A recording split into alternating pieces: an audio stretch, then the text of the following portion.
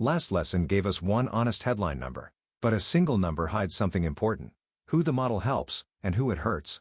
So before we ship anything, we open the box, we study the mistakes, and we ask the question a loan model must answer: is it fair? This is error analysis. Across all 500 applicants, our model catches most defaulters and loses money on a few. Those are averages. Averages smooth over structure. The real insight comes from slicing the data into groups and asking, where, exactly, do the errors fall? Start with the costliest mistakes, the defaulters we approved. There are 26 of them. Here's what's striking. Most did not sit right at the cutoff. They scored low, around 0.11 on average. The model was confident they were safe. It simply didn't see their risk, which tells us our features are missing something about these people. Now the slice that matters most for a loan. Lending is regulated. You are not allowed to discriminate against protected groups, whether you mean to or not. So we split our applicants into two groups, A and B, and audit how the model treats each. The same average can hide very unequal treatment. Here's the reassuring thought most people start with. We never gave the model the group attribute. It literally cannot see whether someone is in group A or B. So it must be fair, right? Let's actually check, instead of assuming. We count, for each group, the fraction of applicants the model declines. For group A, it declines about 38%. For group B, it declines about 53%. That is a 15-point gap.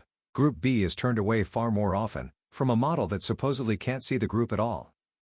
Maybe that gap is fair, maybe group B really is riskier. So we check the truth. How often does each group actually default? Group A, 22.5%. Group B, 23.5%. Nearly identical.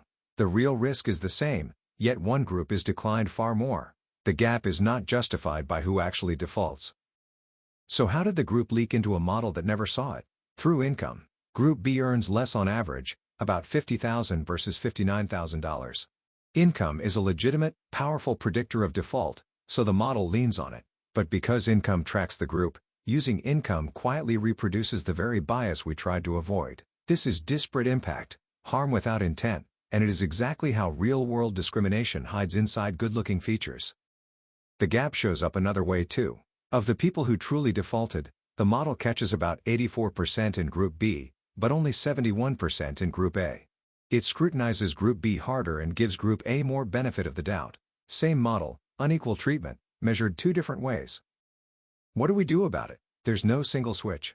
We can audit features for proxies, reweight the data, add a fairness constraint, or set group-aware thresholds, each with trade-offs against accuracy and against each other.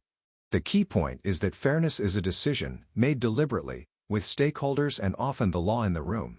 It is never something you get for free by hiding a column. To recap, don't trust the average, slice your errors, look at the costly misses, and audit the model across protected groups. And remember the big lesson of this module: a model that is blind to a protected attribute is not automatically fair. You have to measure fairness to know. Next, we bring it all together, deploying and presenting the model responsibly.